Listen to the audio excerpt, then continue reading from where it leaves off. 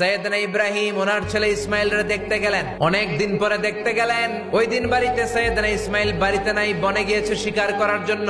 বাড়িতে সাইয়েদনা ইসমাইলের বিবি সাইয়েদনা ইব্রাহিম ঘরের দরজার বাইরে থেকে সালাম দিয়ে বললেন, আসসালামু আলাইকুম। ভেতর থেকে কর্কশ গলায় একটা মেয়ে সালামের উত্তর দিয়ে বলল, ওয়া আলাইকাস সালাম। গলার মধ্যে কোনো মায়া নাই, মহব্বত নাই। জিজ্ঞেস করলো সাইয়েদনা ইব্রাহিম, মা কেমন আছো? মেয়েটা কয়, বেশি সুবিধার না। তোমাদের খাওয়া দাওয়া কেমন চলে? ভালো না। তোমার জামাই কই? বনে গেছে। এবার মেয়েটা বলতেছে, আমনে কেডা? সাইয়েদনা ইব্রাহিম বলে, আমি কে চিনবা না? ইদা জাআ যাওজুকা মিনাল গাবা, স্বামী যখন বন থেকে ফিরবে তোমার স্বামীর একটা সালাম দিবা আর বলবা ঘরের দরজার চৌকাঠটা যেন তোমার স্বামী পাল্টে দেয়। এই কথা বলে ইব্রাহিম চলে গেলেন। বুখারীর বর্ণনা। ইসমাইল আসার পরে বিবি বলতে আরম্ভ করছে, দুপুরবেলা একটা বুড়া আইছিল। বুড়া সাইয়েদনা ইসমাইল বলে, কোন বুড়া আসছে? কি বলছে? বিবি বলে, আপনারে সালাম বলছে। ওয়ালাইকুমুস সালাম। আর কি বলেছে? আর বলছে ঘরের দরজার চৌকাঠ যেন আপনি পাল্টে ফেলেন। এই কথা বলার পরে সাইয়েদনা ইসমাইল চিৎকার দিয়ে বলে, ও কি করলি তুই? নিজের কপাল পুড়লি, নিজের কপালে নিজে কুড়াল মারলি। ডেকে বললে, এটা বুড়া না, এটা তোর শ্বশুর। এইটা আমার বাবা ইব্রাহিম খলিল। আমার বাবা যা বলেছে এর মানে হলো তোরে যেন আমি তালাক দেই। আই ডিভোর্সড ইউ, তোরে তালাক দিয়ে দিলাম। বাবার খুশির জন্য তালাক দিয়ে দিস। আপনার আব্বাও যদি আপনার বউরে এমনি তালাক দিয়ে ফেলতে বলে, দিবেন নাকি? আবার দিয়েন না, মুসিবত আছে। আপনার বাবাও বাবা, সাইয়েদনা ইসমাইলের বাবা, ইব্রাহিমও বাবা। সাইয়েদনা ইব্রাহিম মন গড়া কথা বলতেন না, আকাশ থেকে ওহী আসলে বলতেন। তালাক দিয়ে দিলেন বিবিকে। নতুন সংসার শুরু হলো। আরেকটা বংশীয় নেককার মেয়েকে বিয়ে করলেন।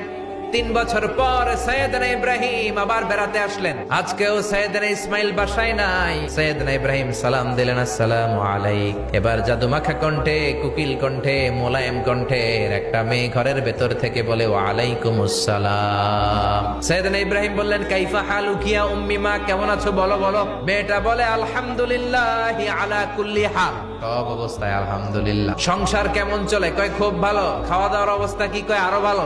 এবার মেয়েটা বলে, কে আপনি? এই মরুভূমির মাঝখানে রৌদ্রের মধ্যে দাঁড়িয়ে দাঁড়িয়ে কথা বলেন, কেউ তো কোনোদিন আমাদের খোঁজ নিতে আসে না। কে আপনি? ঘরে আসেন। সাইয়েদনা ইব্রাহিম বলে, না, আমার পরিচয় দিব না, ঘরেও আসবো না। মেয়েটা বলে, আপনি যদি ঘরে না আসেন আমি কিন্তু রাগ করব। সুবহানাল্লাহ কোন। জোর করে ঘরে নিলেন, শরবত খাওয়ালেন, খেজুর খাওয়ালেন, রুটি খাওয়ালেন, মাংস খাওয়ালেন।